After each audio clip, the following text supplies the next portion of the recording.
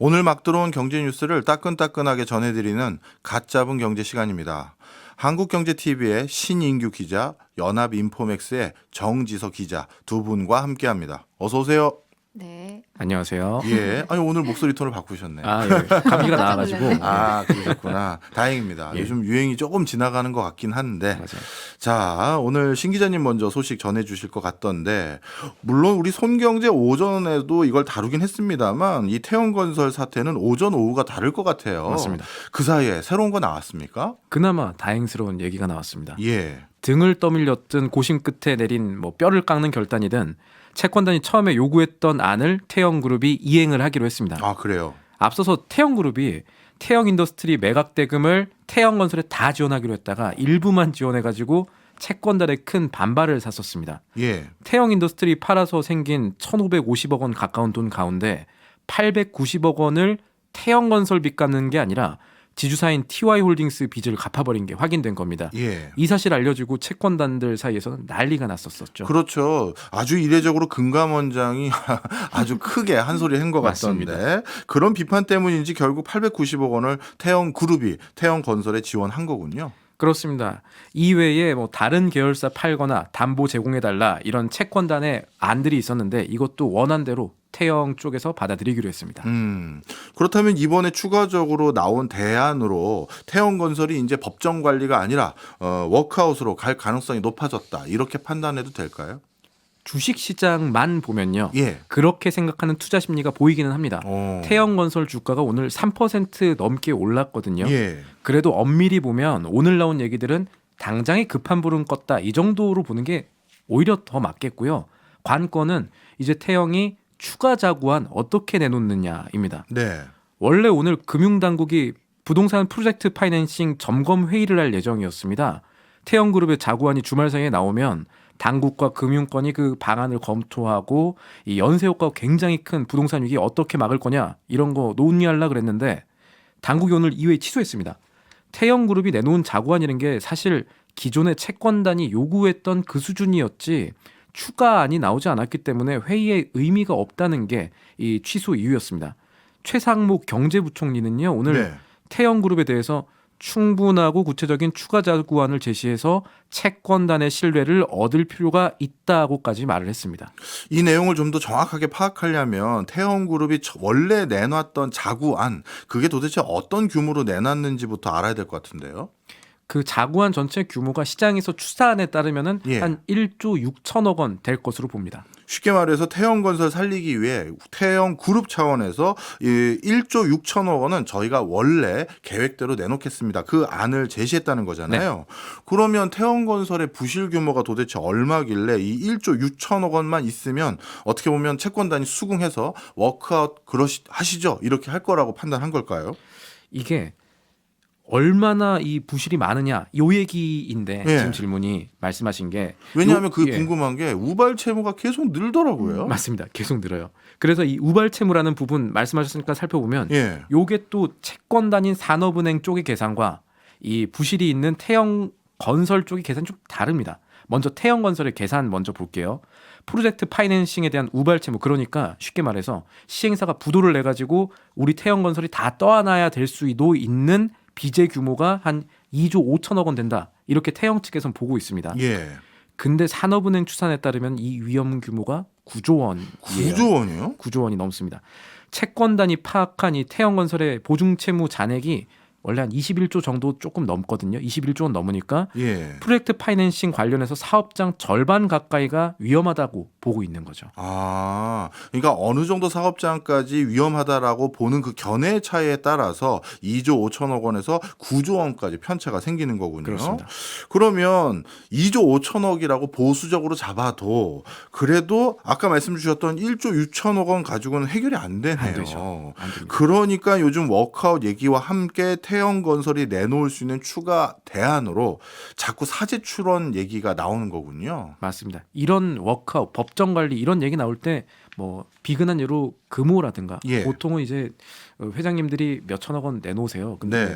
태형은 아직까지 그러지는 않았죠. 그래서 대표적인 게 청수 일가가 갖고 있는 TY 홀딩스 지분을 담보로 내놓는 겁니다. TY 홀딩스는 태영그룹의 지주사예요. 예. 이 과거 SBS 미디어 홀딩스 흡수 합병한 기업이고요. 방송사업, 환경사업, 건설, 레저 부문을 관리하는 기업입니다. SBS 미디어 홀딩스가 TY 홀딩스에 흡수 합병됐다 그 얘기신 거잖아요. 맞습니다. SBS 직원들은 반발 많이 했을 것 같은데. 그 당시에 반발 많이 했었었죠.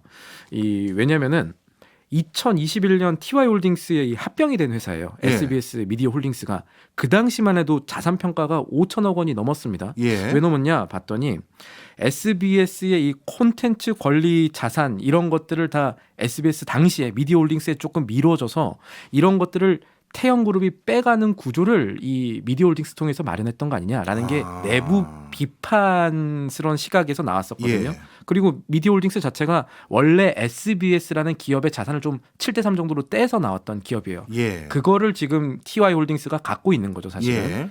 그래서 이거는 뒤집어 보면 채권단 입장으로서 TY 홀딩스라는 게 꽤 가치가 있는 회사일 것이다. 이렇게 해석을 할 수가 있는 거죠. 예. 이 TY 홀딩스의 총수 일가 지분이 얼마나 있는지 보면은 33.6% 정도 됩니다. 예. 요 지분을 아니면 요 지분의 일부를 채권단에 좀 담보로 잡히는 이런 사재 출연 방안을 내놓을지가 지금 태영건설 사태가 워크아웃으로 가느냐 아니면 못 가느냐의 주요 포인트가 될 수가 있겠습니다. 정리해 보자면 TY 홀딩스가 쉽게 얘기해서 태영그룹의 알짜 회사인 SBS 지분을 갖고 있는 거네요. 맞습니다. 그러니까 이 지분 파는 것도 방법이 있는데 이거 왜 안 내놓느냐 이 얘기죠. 맞습니다.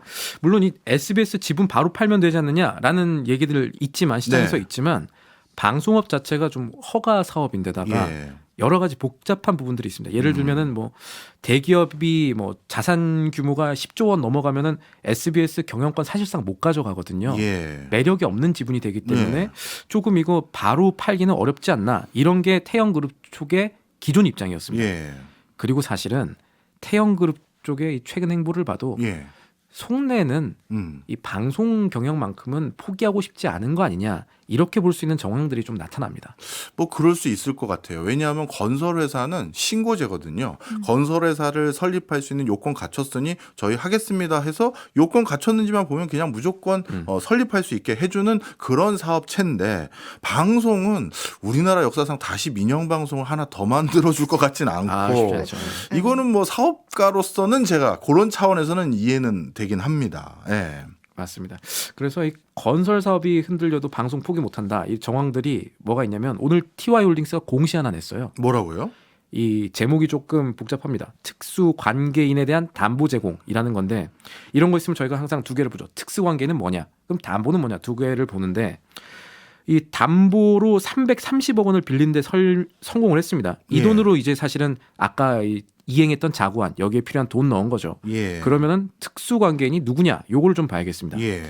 윤세영 태영 창업회장의 딸 윤재현 블루원 대표입니다. 이게 좀 해석이 좀 분분하겠는데요. 해석의 여지가 있을 거예요. 그러니까 TY 홀딩스가 돈을 빌린 데 성공했습니다. 그런데 총수 일가한테 돈을 빌린 겁니다. 예. 그러면은 어떻게 보면 이거 사재 출연이냐 이렇게 볼 수가 있는데 그러니까요. 담보를 봐야 돼요. 담보 담보 뭐예요? 제공이라고 그랬잖아요. 예. SBS 지분을 담보로 잡았어요. 음. 그러니까 TY 홀딩스가 갖고 있던 SBS 지분을 오너 일가한테 사실은 맡기고 예. 현금을 확보한 거죠. 예. 원래 현금이 있었다는 얘기가 되는 거고. 예. 오너의 경우는요. 최악의 경우에 빌려준 돈 330억 원 못 받으면은 SBS 지배력만 더 높아지네요. 내 거 하면 됩니다. 예. SBS 지분 내 거 이렇게 하면 됩니다. 거기다가 하나 더 봐야 되는데 금요일에 SBS 종가를 생각해 보면 예. 요거 어떻게 생각하면은 오너 일가가 혼란을 틈타서 SBS 주식을 기존 원래 가격보다 한 20% 싸게 받아간 거 아니냐라는 곱지 않은 시선이 조금 나올 수가 있습니다. 그건 무슨 소리예요? 20%더 싸다는 게? 금요일 종가가 예. SBS가 35,000원 정도 됐었어요. 예. 그런데 이번에 330억 빌려주면서 예. 받은 SBS 주식이 112만 주 정도 됩니다. 이거를 환산하면 개당 주당 한 28,000원 정도의 이거를 딜을 했구나라고 볼 수가 있는 거죠. 네. 그래서 요거를 곱지 않은 시선이 나오는 이유는 이제 아까 말한 대로 좀 싸게 가져간 거 아니냐 이런 얘기들이 있고 고운 시선으로 봐주더라도 요 오너 일가가 방송만큼은 좀 놓치기 싫어하기 때문에 이런 금전 관계가 나오는 거 아니냐 이런 해석들도 나오고 있습니다. 그렇군요. 결국 중요한 건 이제 태영그룹에서 어떤 속내든 간에 추가 자구안을 안 내놓으면 힘겹게 살려놓고 있는 워크아웃이라는 불씨가 사실은 아직도 꺼질지도 모른다, 이런 점이에요. 이 네. 워크아웃 여부를 결정한 협의회가 오는 11일로 예정이 되어 있습니다. 그렇군요.